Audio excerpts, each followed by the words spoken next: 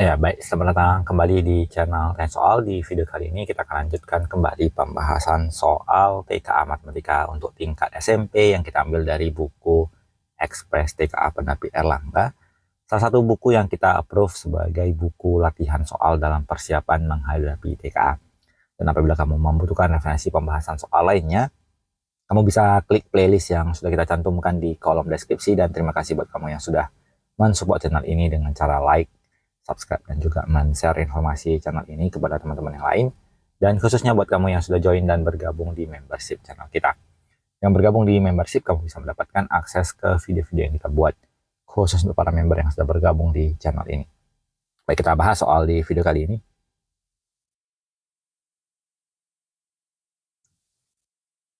Diketahui negatif 21 dikurang negatif 14 tambah 9 sama dengan M. Hasil dari 2M kurang 3 adalah titik-titik. Jadi kita bisa tuliskan bahwa nilai M itu sama dengan negatif 21, kemudian kita jumpai negatif dengan negatif menjadi tambah 14, kemudian ditambah 9. Maka nilai M-nya negatif 21 ditambah 14, negatif 7, negatif 7 ditambah 9, maka nilai M sama dengan 2. Kemudian yang ditanyakan di soal adalah 2M dikurang 3. Berarti 2 kali 2 dikurang 3, 4 kurang 3 hasilnya sama dengan 1. Sehingga kita pilih jawabannya yang di option C. Baik, kita lanjutkan ke soal selanjutnya. Pak Yunus adalah seorang pedagang beras. Ia menjual 4 jenis beras, yaitu beras biasa, beras organik, beras premium, dan beras ketan. Beras didatangkan dari 3 pemasok, yaitu beras biasa dan beras organik dari pemasok A, beras premium dari pemasok B, dan beras ketan dari pemasok C. Pemasok A mengirimkan 15 karung, pemasok B mengirimkan 10 karung, dan pemasok C mengirimkan 7 karung.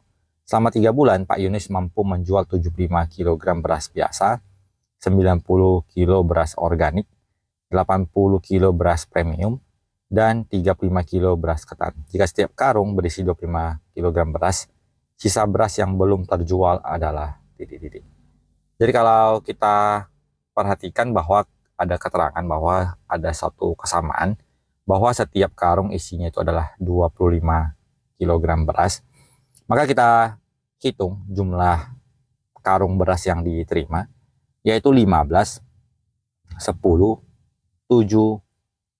Jadi ada 3 ya. Jadi kita hitung totalnya menjadi 15 tambah 10 ditambah 7. 15 tambah 10, 25, tambah 7 menjadi 32 karung. Yang masing-masing isinya 25 kilogram.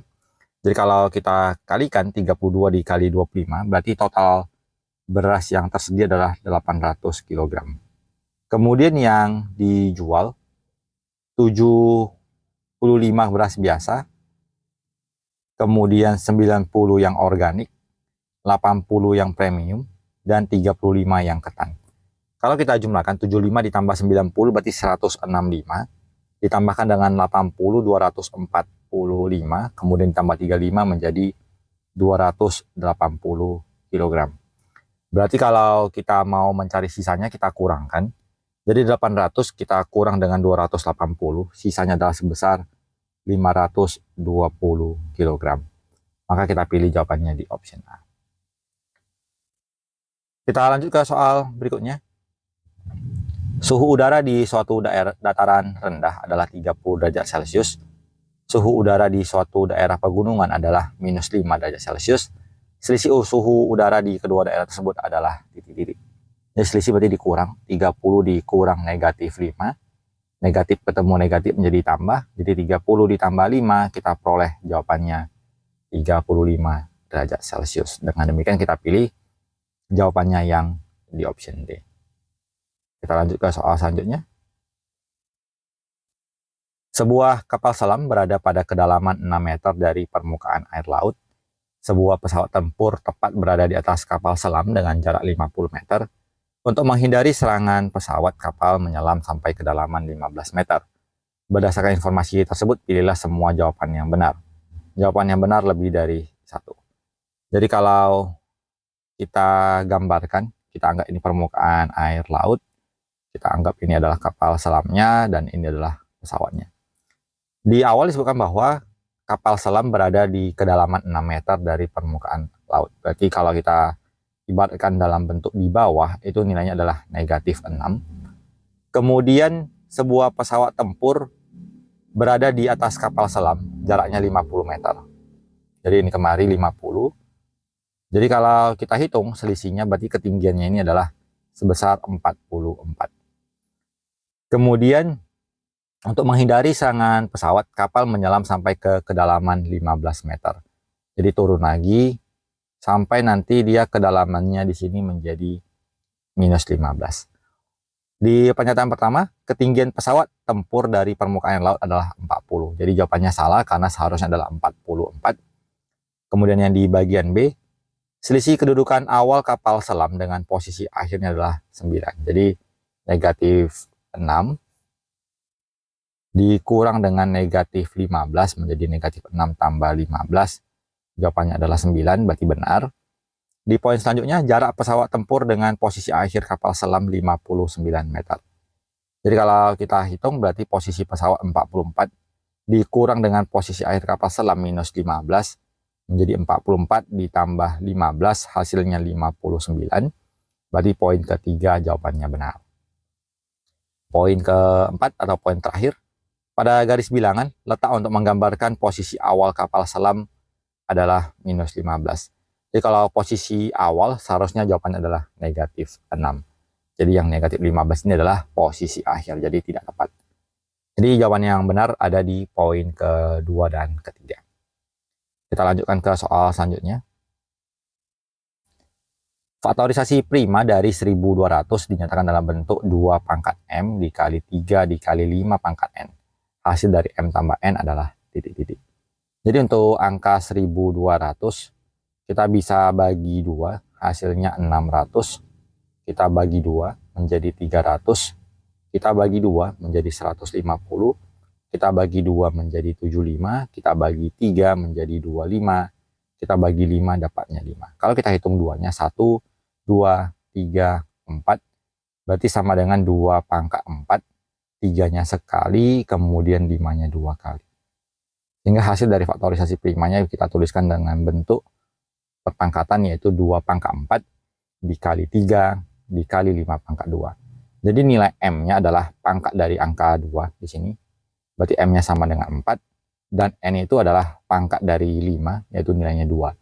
Sehingga yang ditanyakan M ditambah N, hasilnya adalah 4 tambah 2, jawabannya 6, kita pilih jawabannya di option C. Kita lanjut ke soal selanjutnya. Budi membeli 2 porsi nasi goreng spesial seharga 18.800 per porsi, dan 2 gelas es teh seharga 4.750 per gelas. Ia membayar dengan selembar uang 50.000. Berdasarkan taksiran atau estimasi yang paling tepat, di manakah pernyataan yang benar? Jadi kalau kita membuat dengan taksiran atau estimasi, biasanya kita kalau harga kita taksir ke atas, kalau kita taksir ke bawah takutnya nanti uangnya tidak cukup. Jadi untuk 18.800 mungkin kita bulatkan menjadi 19.000 satu porsinya. Karena dia beli 2, kita kali 2 menjadi 38.000. Kemudian untuk es tehnya dengan harga 4.750 per gelas, supaya gampang itu mungkin kita buat jadi 5.000 taksirannya. Kemudian kita kali 2 menjadi 10.000. Dan apabila kita jumlahkan, harganya kisarannya di 48.000. Jadi kalau kita bayar dengan uang 50.000, maka kurang lebih kembaliannya adalah ada 2.000 lagi. Jadi uangnya cukup dan ada kembaliannya sebesar kurang lebih taksirannya sebesar 2.000. Dengan demikian kita pilih jawabannya yang di option C. Baik, kita lanjutkan ke soal selanjutnya. Sebuah kincir air berputar 67 kali setiap 12 menit. Banyak putaran kincir air selama 1 jam adalah titik-titik. Jadi 1 jam itu sama dengan 60 menit. Jadi untuk kincirnya 12 menit dia berputar 67 kali. Jadi supaya jadi 1 jam atau 60 menit kita kali 5. Ini juga kita kali 5, berarti sama aja dengan 60 menit. Sama dengan 67 dikali 5. Berarti kalau kita kalikan, Berarti 6 kali 7 300 ditambah 35 menjadi 335. Jawabannya di option D. Jadi demikian pembahasan soal yang bisa kita tampilkan di kesempatan kali ini. Semoga bisa diikuti dan dipahami. Semoga bermanfaat. Sampai jumpa di video selanjutnya.